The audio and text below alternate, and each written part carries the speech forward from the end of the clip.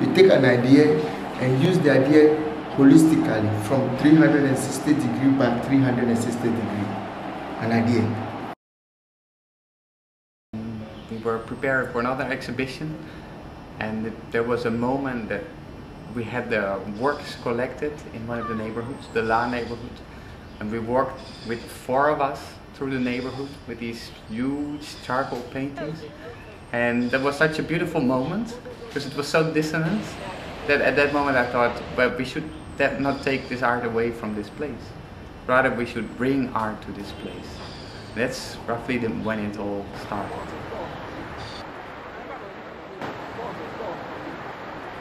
I found La, one of those places where the beautiful ones are not yet born.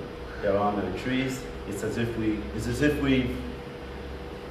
said goodbye to nature a long time ago.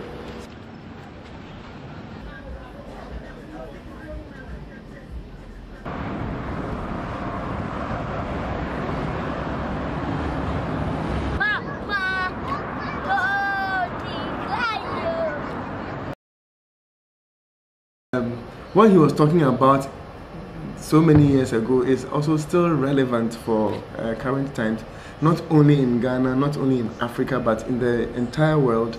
And it's a work that I think has been misrepresented or even misinterpreted by a lot of people. The beautiful ones are not yet born is a nation at birth, you know, a new nation, and then being confronted with issues of corruption, rot, and greed. You know, a newborn nation after colonization, and then the people find themselves at this point where it's like everything, the system does not work. The beautiful thing about the beautiful ones that are not yet born is that obviously it's about corruption, corrupt society. It's about filth. It's very filthy. It's very descriptively filthy. But there's also a deeper message.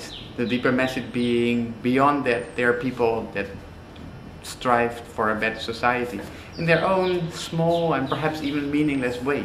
But at least they are there. And these are the ones that should become the beautiful ones one day. And it may not be them, but then it must be their children or their children's children.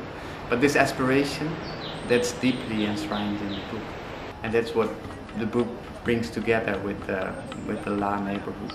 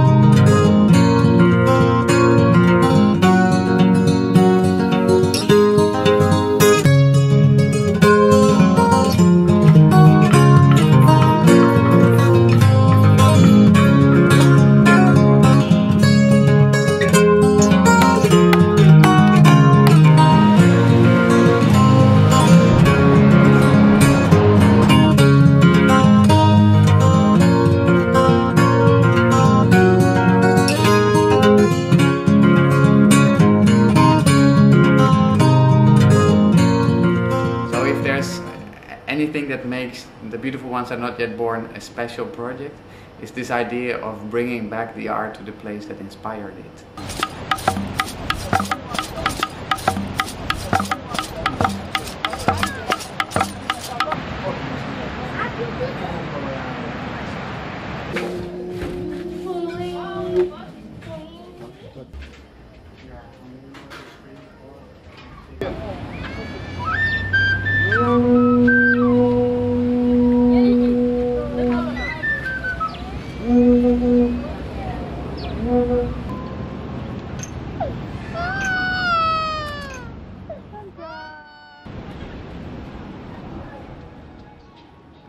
So it's really important that the community comes apart.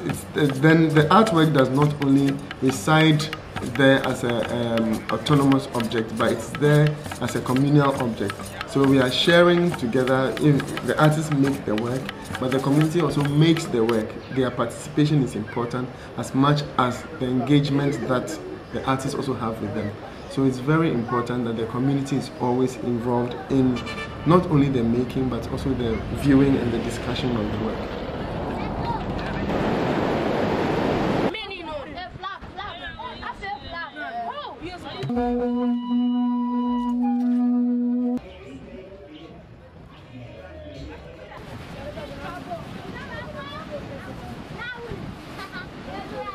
So it's very important that we situate this work in the real community and actually in the open space in the community.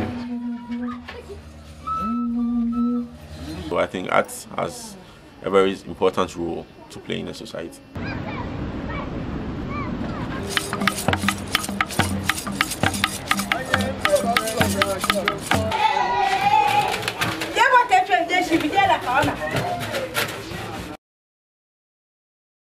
The great people in Labadi should come and see what Labadi itself look like, both the arts and the culture.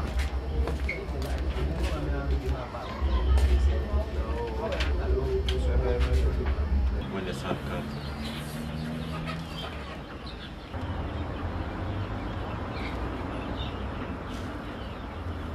Some could just be there fishing nicely and everything, but the beach is dirty. So these are the things we talk about first, and then we move into the beauty of it.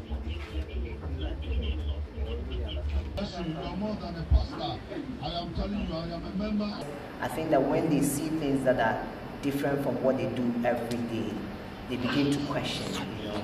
And I think that that is the role of art, that you get people to think about things that usually they have not thought about, you know.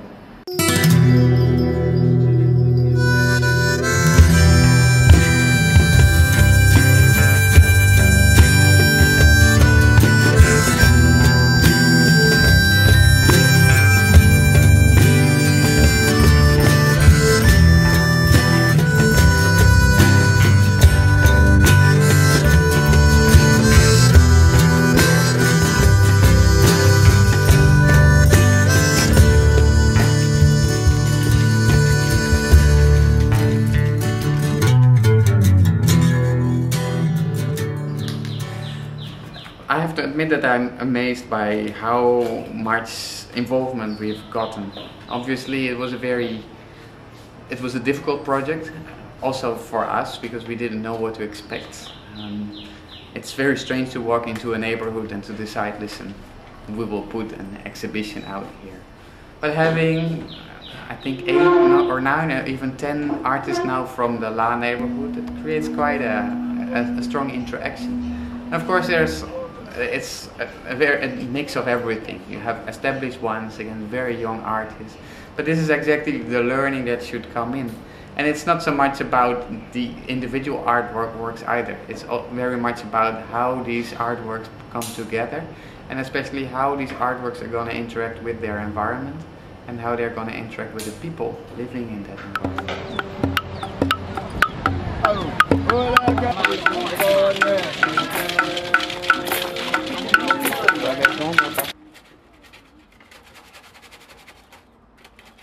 I see Ayi Kwei Armah as some sort of prophet, because his work is so prophetic. He spoke so long ago on issues that are almost universal. They keep coming back and they keep affecting us day to day.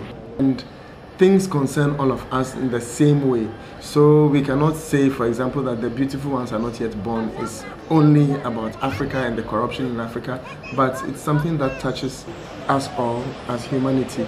And that the more we realize that it affects us all, the easier it is for us to start healing ourselves.